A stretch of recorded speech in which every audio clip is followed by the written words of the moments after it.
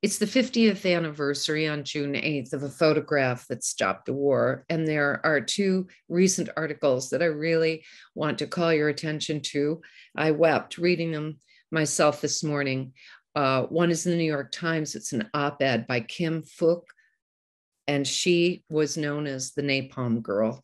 And the title of the op-ed is I'm Not the Napalm Girl Anymore.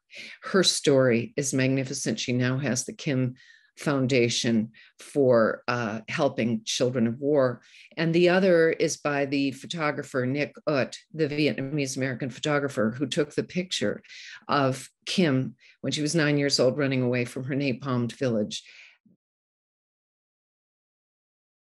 That was in 1972, and it did turn the tide of the Vietnam War because we saw the suffering of that child. And for a long time, Kim said that she was embarrassed, of course, by the photograph, but she has 50 years later seen the trajectory of her life. She married, she went to Canada.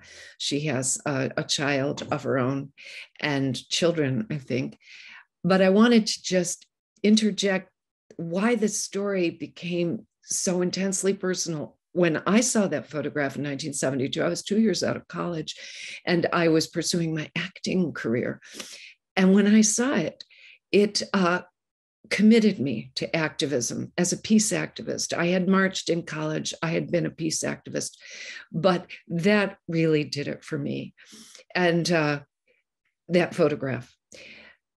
So it was in 1981, this is now many years later, a decade later and some, that I was on television and I was getting interviewed by an Associated Press writer, Jerry Buck, and it was going to be syndicated all over. And after the interview, we went out to Ventura Boulevard, I remember, and there was a photographer there to take my picture. And he, I'm never good with photographs, but and then he walked away.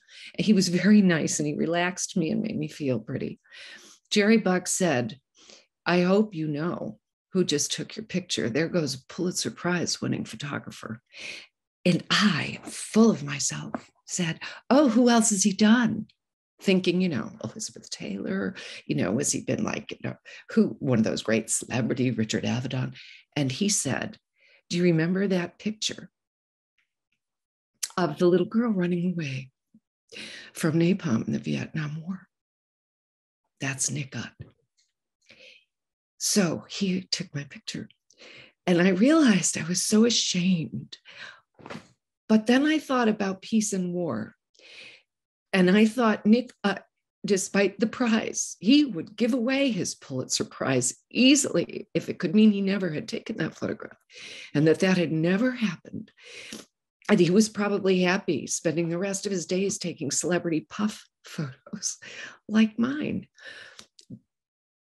I did not know, but you will see in these articles that after he took the photograph, Nick put down his camera and he covered her with his coat and he drove her to the nearest hospital.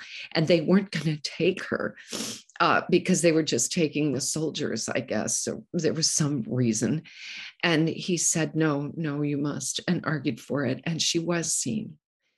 When I was writing my book to include this story in 1994, I got his number and I called him and he picked right up and he said, this is so amazing because I've recently talked to her. We've recently reunited.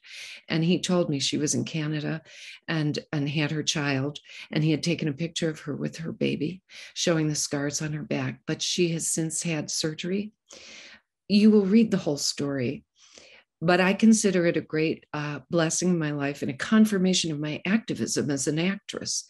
Constantly being reminded that doing something like this, social media, the roles I play, it's wonderful, but it's peace that allows me to do it.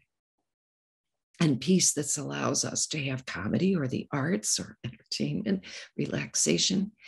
And we must always work for peace because there are also always children under the bombs, under the bullets, here, as we know. So let's stop making these armaments.